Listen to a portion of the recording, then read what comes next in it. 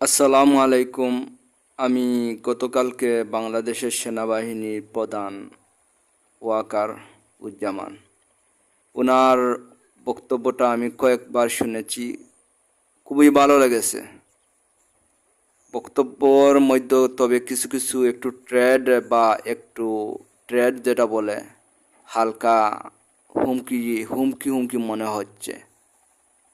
কিন্তু সবচেয়ে বড় কথা হলো, দেশটা কিন্তু আমাদের সবার, শুধু একটা সেনাবাহিনী না, একটা পুলিশ, বিমান বাহিনী, মানে কারো একার এই দেশটি নয়। এটা হলো বাংলাদেশের জনগণের, গোটা বাংলাদেশে যারাই বসবাস করে সবার এই দেশটা। তো এই দেশটার শান্তি শৃঙ্খলার জন্য আমাদের প্রত্যেকটা বাহিনীর সহযোগিতা একান্ত কাম্য। কিন্তু আমরা দেখতে পারছি